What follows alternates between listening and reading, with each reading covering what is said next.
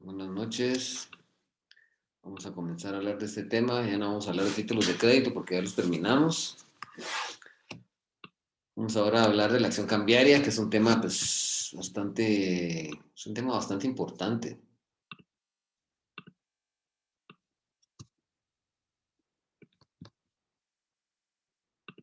Bueno, a ver. Hablemos de la acción cambiaria. Lógicamente que esta acción tiene su origen, se gesta fundamentalmente cuando el título no es pagado de la forma ordinaria que se debe de pagar, sino que hay que usar un procedimiento coactivo.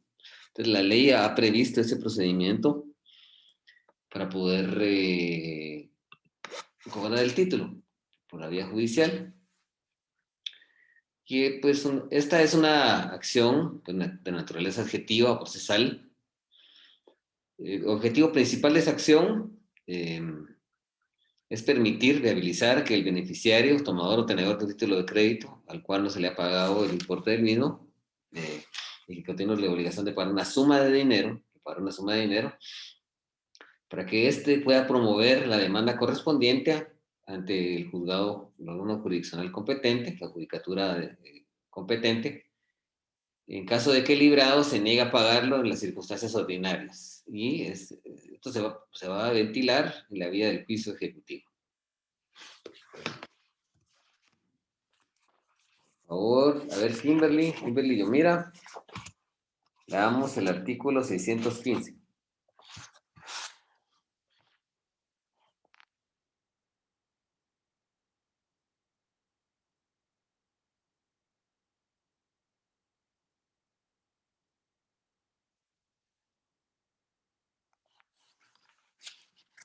Kimberly, mira, leamos el artículo 615. Buenas tardes, Lick, ahorita voy.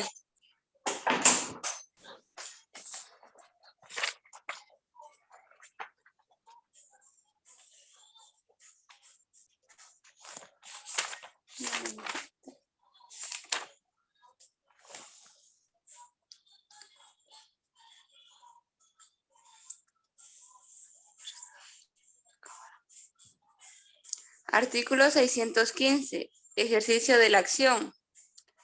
La acción cambiaria se ejercitará, primero, en caso de falta de aceptación o de aceptación parcial.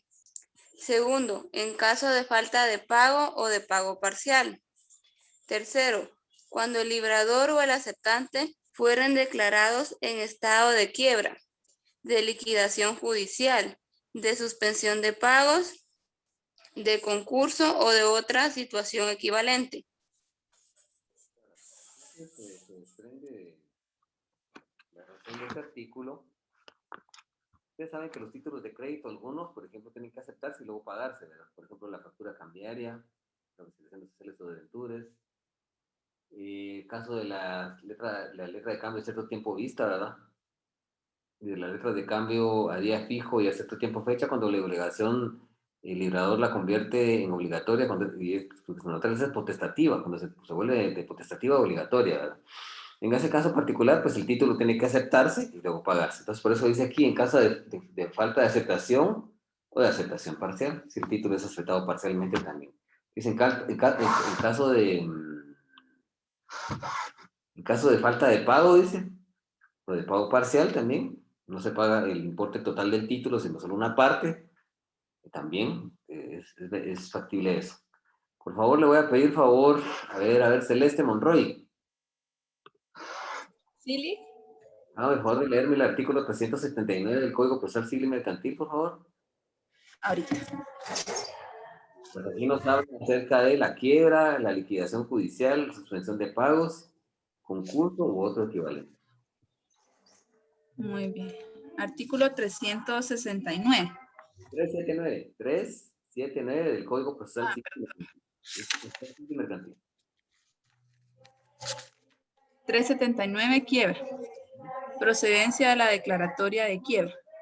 En los casos en los que no se apruebe el convenio previo ni se llegue en el concurso necesario a su avenimiento entre el deudor y sus acreedores en cuanto a la administración y realización de los bienes y al pago del pasivo, procederá la declaratoria de quiebra. Podrá también ser declarada la quiebra a solicitud de uno o varios acreedores en los casos expresados en el artículo 371. La persona que está en quiebra es una persona que también se le denomina fallido, es una persona que se necesita que se haga esa declaratoria porque es una persona que tiene acreedores y no les puede pagar.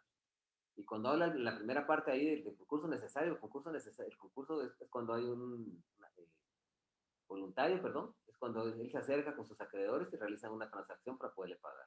Pero si no hay ningún acuerdo, pues ya se van en los presupuestos que establecen ahí al concurso necesario, que es obligatorio, que ya es coactivo, si no es por voluntad, ya no hay negociación, y entonces el objetivo es declararlo en quiebra. Quiere decir esto que ese sujeto no pueda seguir realizando negocios jurídicos porque vaya a venir en detrimento de los acreedores que hay, se les va a poder pagar a prorrata con lo que existe.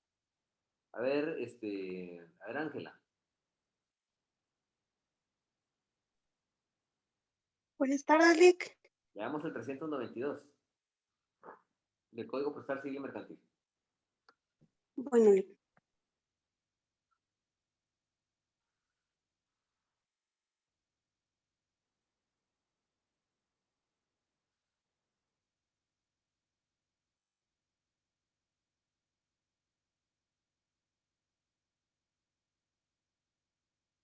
Que es que no lo tengo a la mano, Lick. ¿Alguien que lo tenga a la mano, por favor? Disculpe. ¿Qué artículo dijo Lick? Es que no sé si es mi audio o el suyo, pero casi no se le escucha. Artículo 300. Sí, Lick, casi no se le escucha. El artículo Se escucha a lo lejos. ¿Y ahora? Un poquito, Lick. ¿Se me escucha bien, no? Sí se le escucha, pero hacia lo lejos la voz. Claro, ustedes. Es raro, porque la verdad que lo tengo a lo máximo. Veamos el artículo 392, por favor. 392.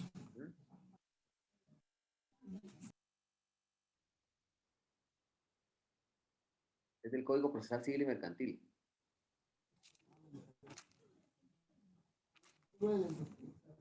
Ahorita. Artículo 392. Graduación de créditos y liquidación del concurso. La clasificación y graduación de créditos, salvo lo dispuesto en otras leyes, seguirá el siguiente orden. 1. Acreedurías por alimentos presentes y por trabajo personal. Acreedurías por gastos de última enfermedad y funeral.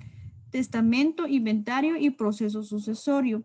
Acreedurías establecidas en escritura pública según el orden de sus fechas. Acreedurías comunes que comprende todas las no incluidas en los numerales anteriores. En cuanto a los créditos hipotecarios y prendarios, una vez pagados, si hubiere sobrante, este se entregará al depositario de la quiebra, aceptada la graduación de créditos por la Junta General o firmes los autos que resuelven las impugnaciones que se hubieran hecho. El síndico formulará la liquidación del curso, estableciendo la cantidad que a cada acreedor corresponda en el saldo que resulte, después de deducido los gastos legales. Las costas de la quiebra, serán pagadas de toda preferencia. Muy bien. Por favor, léame ahora el artículo 347 del mismo código, el 347. De acuerdo, Lick, ahorita.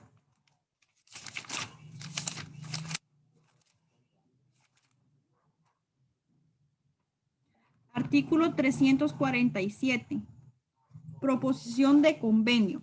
Las personas naturales o jurídicas, sean o no comerciantes, que hayan suspendido o estén próximas a sus pago de corriente de sus obligaciones, podrán proponer a sus acreedores la celebración de un convenio. Podrán hacerlo también aun cuando hubiera sido declarada sin quiebra, siempre que ésta no haya sido calificada judicialmente de fraudulenta o culpable. De fraudulenta.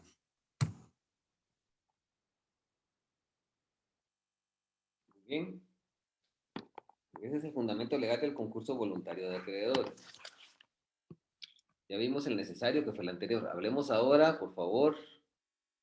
Leamos el artículo 371. 371. De acuerdo. Artículo 371. Concurso necesario de acreedores.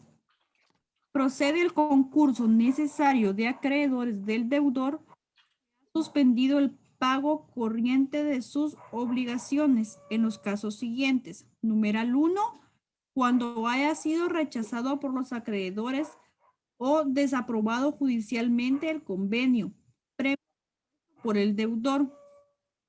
Numeral 2, cuando hay 3 o más ejecuciones pendientes contra el mismo deudor y no hubiere bienes suficientes y libres para cubrir las cantidades que se reclaman. En los dos casos previstos, cualquiera de los acreedores podrá pedir el concurso del deudor y el juez lo declarará sin previa notificación. Muy bien. Bueno, pues, ¿me escuchan bien? Hoy sí, Lic. ¿Sí me escuchan bien? Bueno, leamos el artículo 372. Dice, vamos a ver cuál es el objetivo del estado del concurso necesario. Dice, el auto que declara el estado de concurso necesario contendrá las disposiciones que rigen para el caso de concurso voluntario, por las modificaciones y adiciones siguientes, dice. Orden de ocupar los bienes del deudor, no excluidos legalmente de embargo, su contabilidad, documentos y correspondencia de negocios. Nombramiento de un depositario que con intervención de la comisión revisora reciba por inventario los bienes del deudor, pudiendo este concurrir a la diligencia. Orden de oficiar a las oficinas correspondientes para que remitan al tribunal las comunicaciones dirigidas al concursado. Orden de arraigo al deudor combinándolo con detención corporal si quebrantare o intentare quebrantar el arraigo.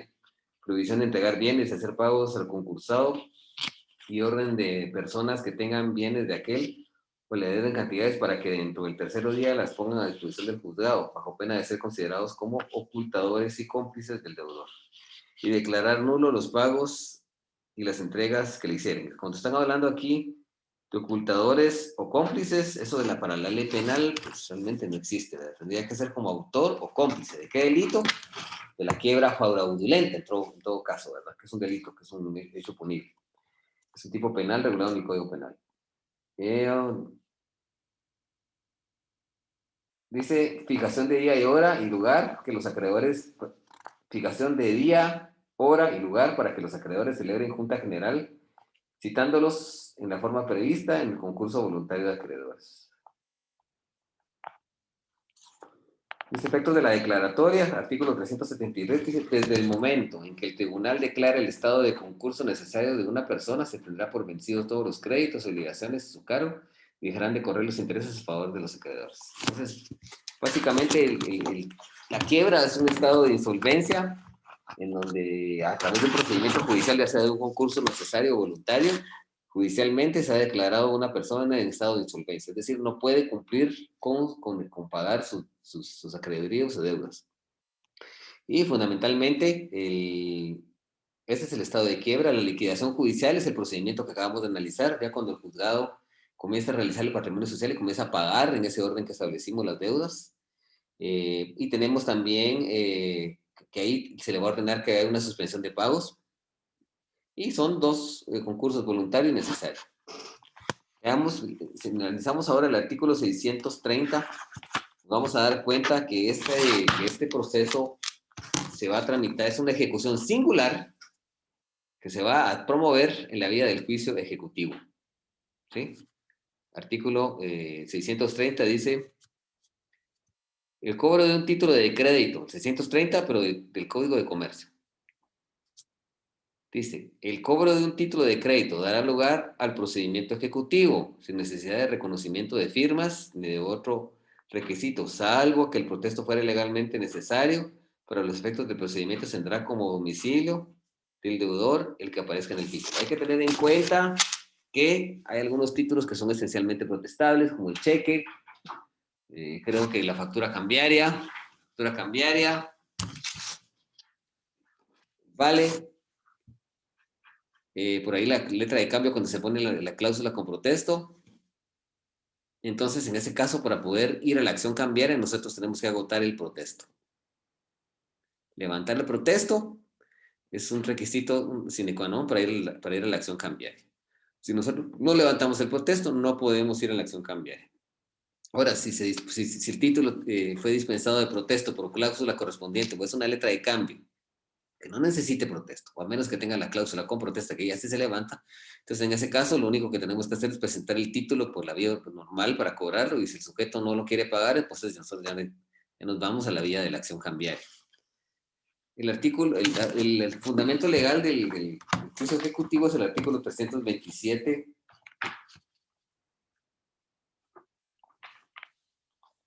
del Código Procesal Civil Mercantil, que dice: procede el juicio ejecutivo cuando se promueve en virtud de alguno de los siguientes títulos. Dice. Ahí establece varios, no los vamos a leer por cuestiones de tiempo. Dice. Pero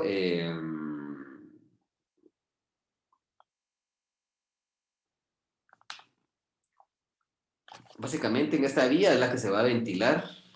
Recordemos que dentro de los juicios ejecutivos tenemos ejecución, las que analizamos del concurso voluntario, concurso necesario, esas son ejecuciones colectivas.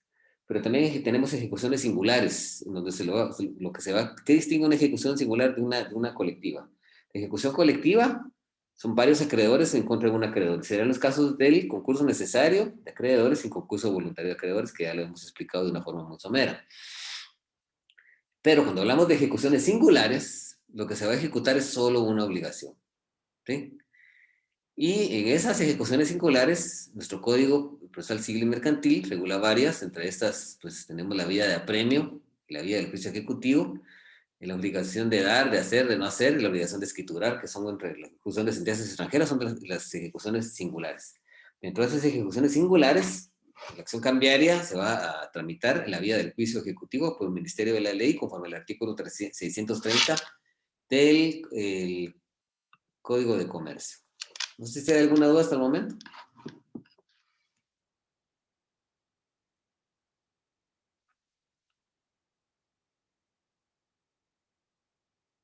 ¿Alguna duda? No, Lick. Muy bien. Espero que las dudas no las tengamos en el examen, sino que las dudas se plantean acá, ¿verdad? No en el examen. Ya vieron que ya terminé la revisión, ¿verdad? Ya revisaron su nota. Sí, Lick, Sí, gracias. gracias. Gracias. Gracias, Lick. Ok, perfecto. Muy bien. Bueno, la primera vez que hago una revisión global ustedes, pero bueno, la hice. Sigamos. ¿Dónde se origina la acción cambiaria? ¿Cómo se origina? Cuando lo habíamos analizado en el artículo anterior, pues, lo volvemos a parafrasear. En caso de falta de aceptación o aceptación parcial, en caso de falta de pago o pago parcial, ¿me están escuchando? ¿No? ¿Sí me oigo bien? Sí, Lick. Bueno, Sí, Lick. cuando el librado o el aceptante fueron declarados en estado de quiebra, de liquidación judicial, suspensión de pagos, concurso o situación equivalente. Cuando habla de concurso es el necesario o el voluntario, cualquiera de los dos. Esto ya lo habíamos visto. Bueno, vamos a analizar, esto ya lo habíamos visto en una oportunidad. Eso lo explicamos al principio del curso. Bueno, la acción cambiaria, hay dos clases. Una acción cambiaria directa y una en la vía de regreso. ¿Sí? La acción cambiaria directa es cuando se dirige contra el principal obligado. ¿Sí? El principal obligado, ¿quién es? A ver, solo uno que me diga. Contra el principal obligado y sus avalistas, dice la ley.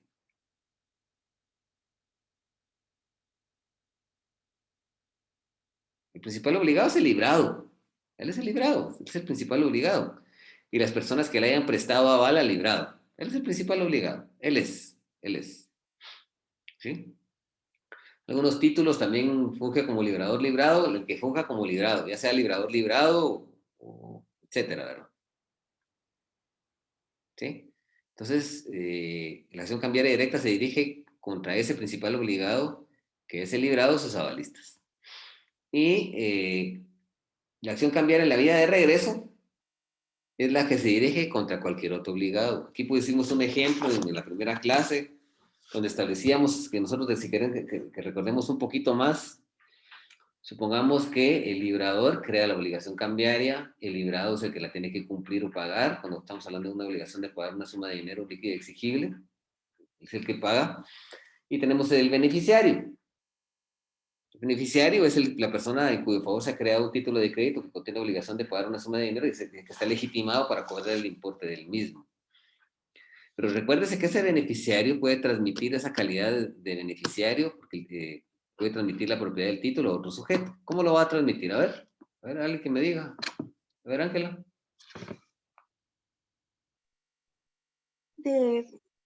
Por la pura tradición, entregándole el título.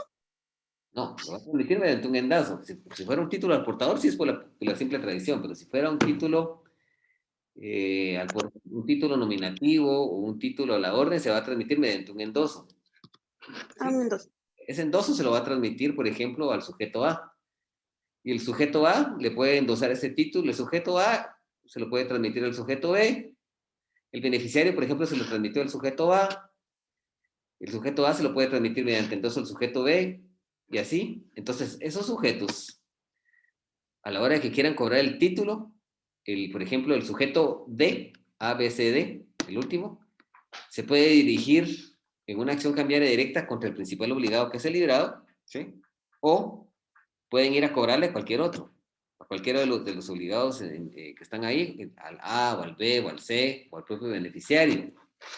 Lo interesante de esto es que cuando se hace contra cualquier otro obligado, que no sea el obligado principal, que es el librado, que se llama acción cambiaria en la vía de regreso, ¿sí?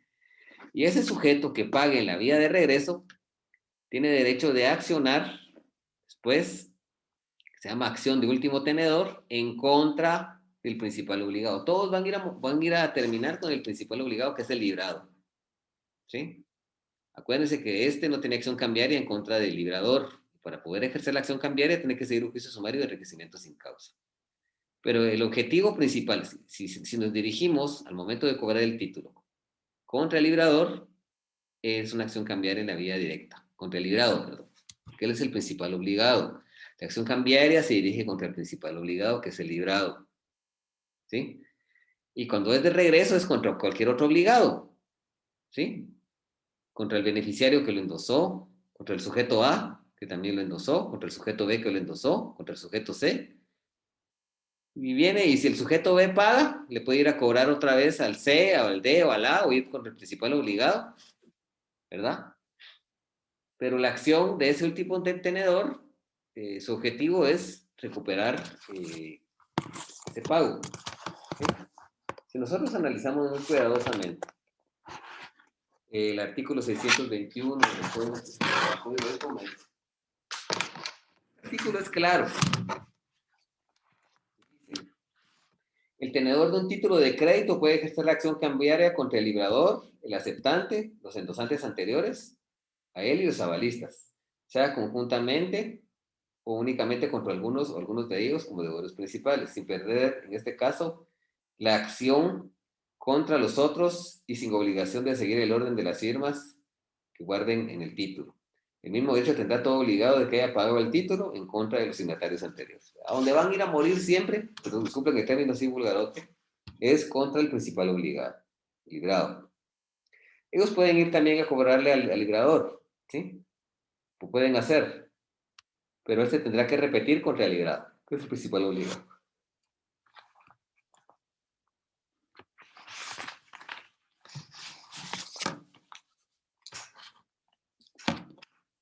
Vamos a analizar el artículo 616, que dice: la acción cambiaria es directa cuando se deduce contra el principal obligado o sus avalistas, y de regreso cuando se ejercita contra cualquier otro obligado.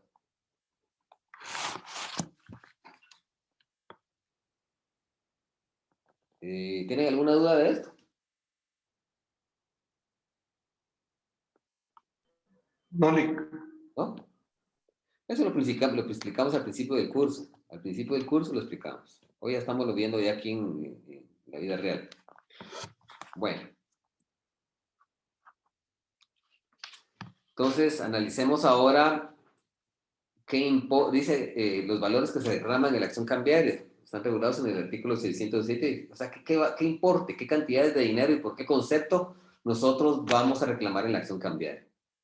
Bueno, dice la del último tenedor. Mediante la acción cambiaria del último tenedor,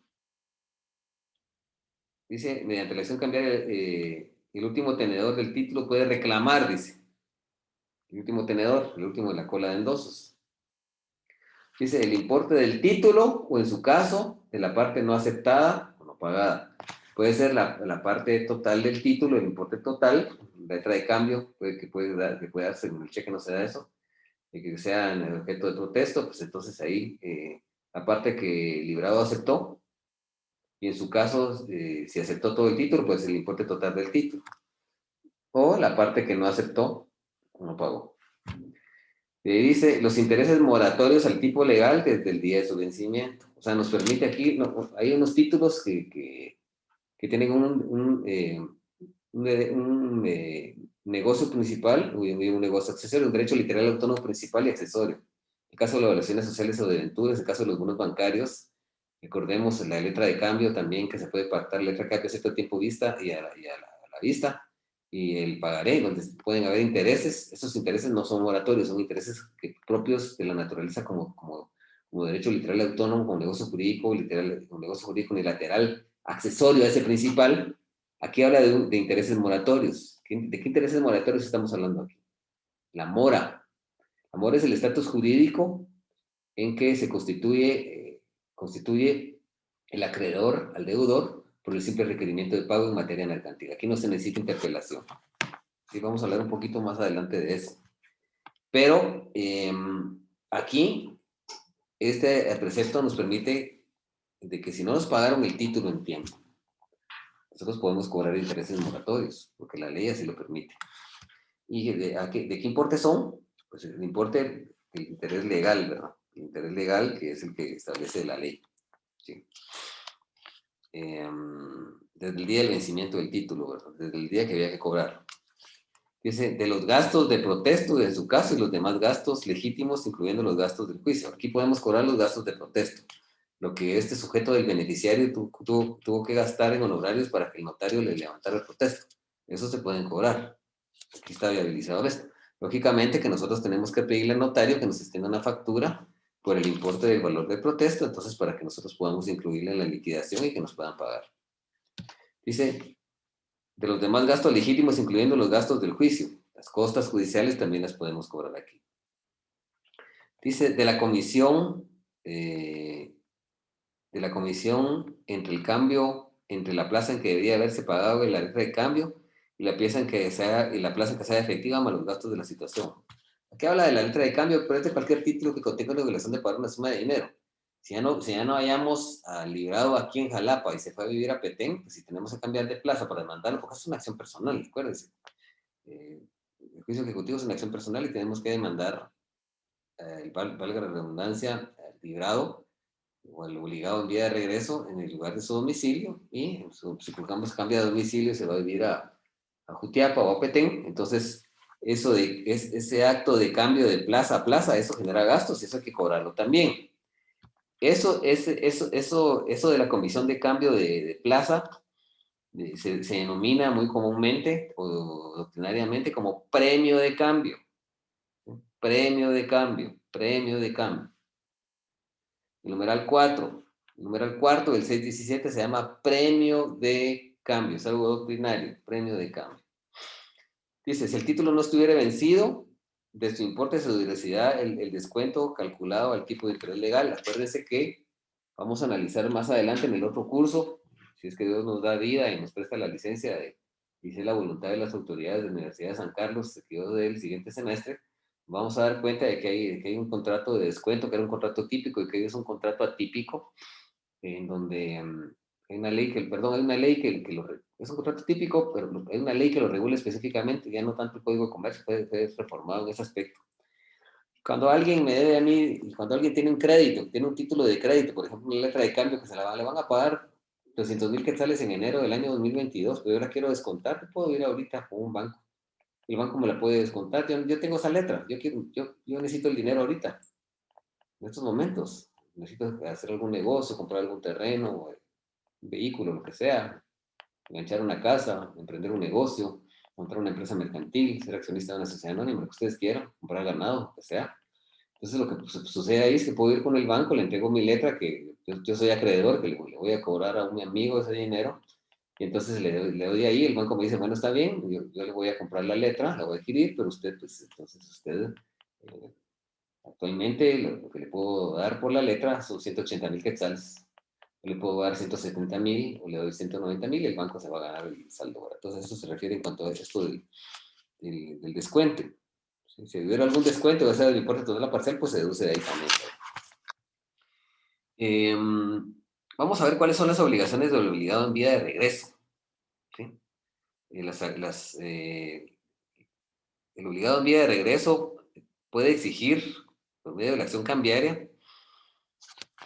Acuérdense que el obligado en vía de regreso, recordémonos otra vez, librado crea el título, librador lo paga, beneficiario lo cobra. Beneficiario se lo endosa al sujeto A, el sujeto A se lo endosa al sujeto B, el B al C y el C al D. Si es una acción cambiaria en la vía directa, el sujeto D puede ir directamente con el librado. Pero, si ese sujeto va con otro de los obligados, con el sujeto C, D o B o con el beneficiario, es una acción cambiaria en vía de regreso.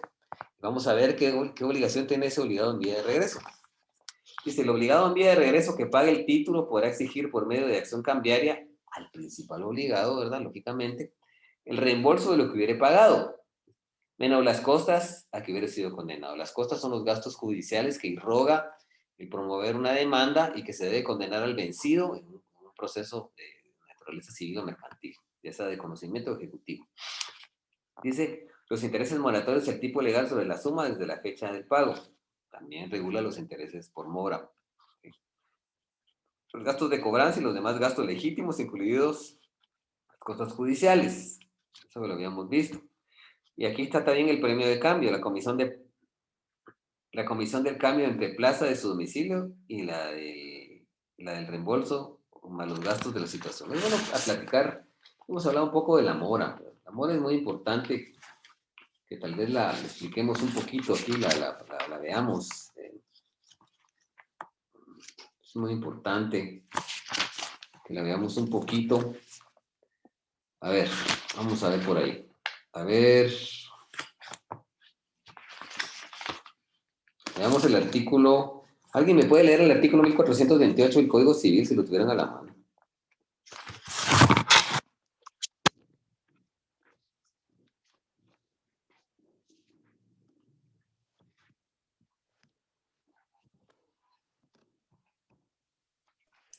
¿Mil cuánto, Lee?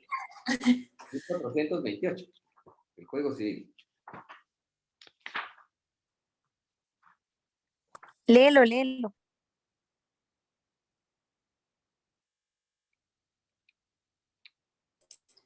Artículo 1428. ¿Mm? El deudor de una obligación exigible se constituye en mora por la interpelación del acreedor. Muy bien. Pues la mora es ese estatus, eso es una figura del derecho civil. Por eso lo vieron ustedes con el licenciado Castro, disculpen la duda. ¿Lo vieron con él? Él les da obligaciones, pero les dio obligaciones. En materia civil. ¿Lo vieron con él, no? Bueno. La mora es el estatus jurídico en que incurre, pues puede incurrir también el acreedor. Vamos a leer, el acreedor dice 1429, el acreedor también incurre en mora cuando sin motivo legal no acepta la prestación que se le ofrece o rehúsa realizar los actos preparatorios que le incumben para que el deudor pueda cumplir con su obligación, es decir, con el pago. Pero la que nos interesa ahorita es la mora del deudor, cuando el deudor no cumple. En materia civil, la mora, para constituir en mora al deudor necesitamos interpelarlo. Y no es esa interpelación administrativa que han de haber visto ustedes ahí con Monterrosa en el derecho administrativo, eso no, es otra cosa. La interpelación es aquel acto de naturaleza notarial o naturaleza procesal, ¿sí? Por medio del cual se requiere pago al deudor para que cumpla con la obligación, le extinga y este no cumple con el pago. Entonces, por medio de esa interpelación se le constituye en mora y con eso ya se va a un juicio ejecutivo, que puede ser en la vía de premio o en la vía de juicio ejecutivo, para cobrarle la deuda, ¿verdad? Con el título que se tenga, con un testimonio de la escritura pública que obtiene solemnizado el negocio, un documento privado, las formas que se... Pero aquí la mora que nos interesa es la mercantil. Y en materia mercantil, no necesitamos la interpelación, no se necesita, ¿sí? Dice, en las obligaciones y contratos mercantiles incurren moras sin necesidad de requerimientos del día siguiente a aquel en que venzan o sean exigibles. Y aquí hay algo muy importante. Se exceptúan de lo dispuesto en este artículo los títulos de crédito y las obligaciones y contrato y que expresamente se haya pactado lo contrario. Entonces aquí están exceptuados los títulos de crédito, pero que se constituyen mora, la lógica nos empuja a establecer que necesitamos nosotros promover el juicio ejecutivo. Y que, o sea, que le requeramos pago en la vía ordinaria es que yo voy al banco a cobrar el cheque y no tiene fondos. Entonces, ¿qué tengo que hacer? Lo voy a protestar y voy a ir a la acción cambiaria. Entonces, ahí, pues, esa mora pues, genera intereses y los tendríamos que hacer valer en el juicio ejecutivo cambiario. Entonces, si tienen alguna duda,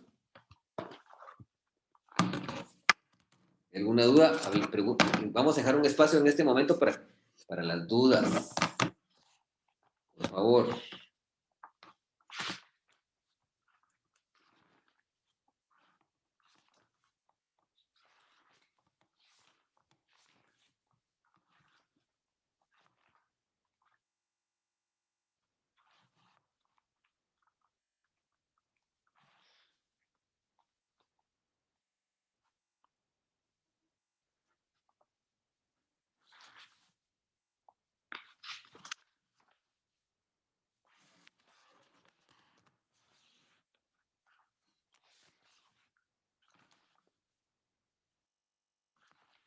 ¿Alguna duda? ¿No? Bueno, entonces vamos a seguir. Lic, Dígame. Glenda pregunta en el chat, ¿Cómo? dice, ¿cómo da los pagos el acreedor? Pregunta Glenda. ¿Cómo qué? ¿Cómo da los pagos el acreedor? En las circunstancias de modo y tiempo que establece el negocio, que establece la obligación. Ah, ya. En este caso los tendría que aquí se le ejecuta. El acreedor aquí vendría siendo el librado, ¿verdad? Que es el principal obligado. Se promueve la acción y él tendrá que pagar. Y si él no paga, pues le van a embargar bienes, le pueden embargar su carro, su casa, embargarle cuentas. Y así lo van a forzar, a menos de que él llegue, él puede llegar a un acuerdo y puede pagar. Es una muy buena pregunta.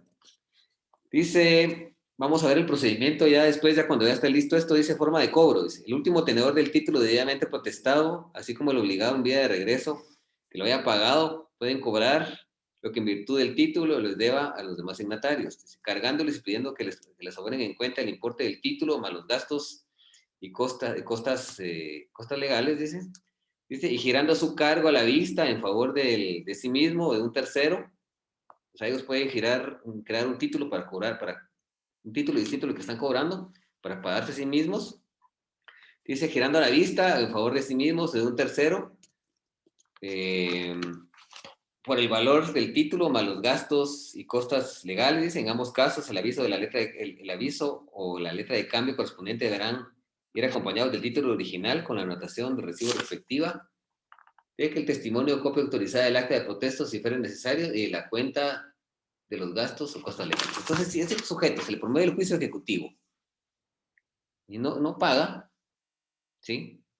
El librado o cualquier otro obligado en vía de regreso, entonces lo que hace el juez es va a venir, le requiere pago, y si no paga, pues se va a ordenar. Antes de eso también se puede ordenar un embargo precautorio, antes de iniciar el juicio. Se puede ventilar con la demanda que, por ejemplo, que embarguen algunos bienes, ¿verdad? Pueden embargar alguna finca o algún terreno, o algún vehículo, etc. Después de eso ya se le requiere pago, y si este sujeto no paga, entonces ya se decreta el embargo definitivo, y esos bienes van a entrar a un remate, hacen unas publicaciones en el diario oficial, y después ese bien entra a remate y llegan postores, y esos postores van a hacer el pago del valor a lo que sea, se asienta un valor de esos bienes para poder cumplir el pago del importe del título, y se le va a fincar al mejor postor los bienes al que pague. Y si no hay ningún postor, pues el propio beneficiario que está ejecutando la deuda se le puede hacer pago del importe de ese valor. Aquí hay algo importante, y es que aquí hay dice, el numeral 2 dice, gerando a su cargo a la vista o a favor de sí mismo. Él después de todo eso, todavía le da la oportunidad a la ley, porque aquí lo dice, el beneficiario, de que le pueda el librado, cualquier otro obligado en la vida de eso, que elegir una letra de cambio para pagarle, que es independiente del título que están pagándole. Que en esa todavía le da la oportunidad. Sería muy absurdo utilizarla, ¿verdad? Lo diría, pero aquí la ley lo establece. Esa letra de cambio se llama letra de resaca. Ténganlo ustedes en cuenta. ¿Sí? 672, numeral segundo. Letra de resaca. Se llama letra de resaca. ¿Sí? Letra de resaca.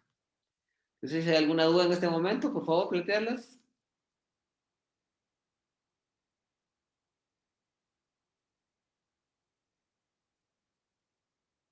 Por favor, ¿alguna duda? No se queden callados, porque este tema es un tema bastante bonito, pero también a veces cuesta entenderlo la primera vez. Vamos a ver si hay alguna pregunta en mi chat.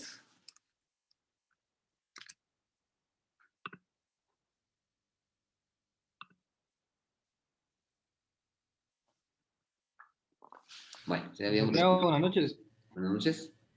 Una pregunta, cuando se refiere a lo del embargo precautorio o ya cuando se hace efectivo el embargo, eso lo dicta el juez, ¿verdad, licenciado?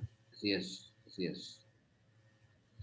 El embargo Gracias. precautorio, ¿cuál es? Yo inicio el juicio y antes de que le notifiquen al ejecutado, antes de que le notifiquen al librado, yo le voy a embargar una casa, le puedo embargar un vehículo, y eso lo permite la ley.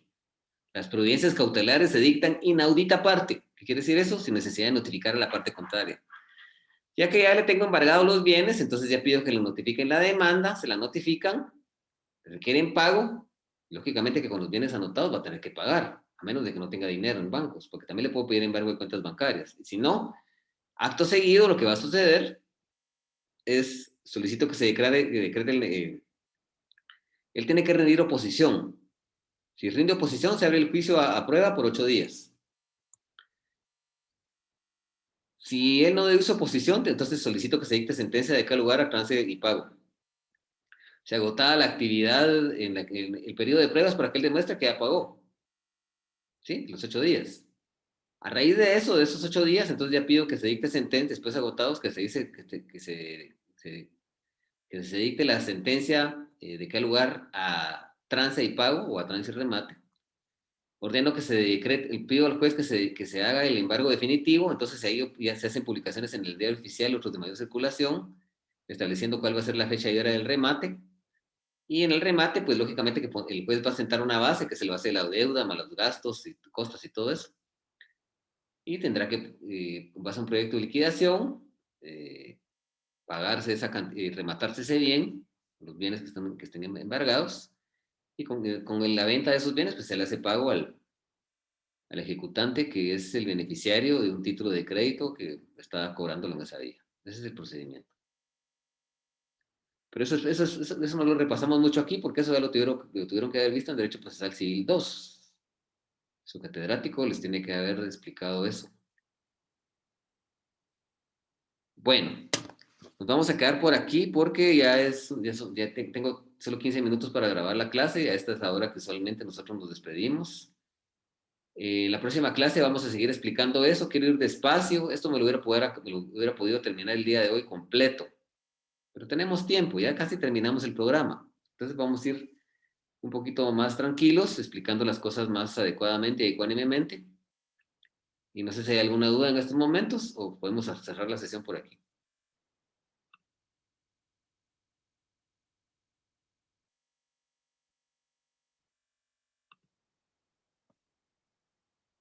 La letra de resaca está en el artículo 672, numeral segundo. Glenda. Les voy a publicar aquí la lista de asistencia porque hay algunos que no se han anotado. ¿Quiénes no se han anotado? Ahí está la lista para que se vuelvan a anotar. Si alguno entró tarde o algo, ahí está la lista. No se salgan sin anotarse en la lista. Entonces nos vamos a quedar por aquí, ya que no hay ninguna duda, ninguna pregunta. Por mí ha sido todo. Les deseo una feliz noche. Voy a terminar la grabación aquí por efectos del tamaño, que a veces es muy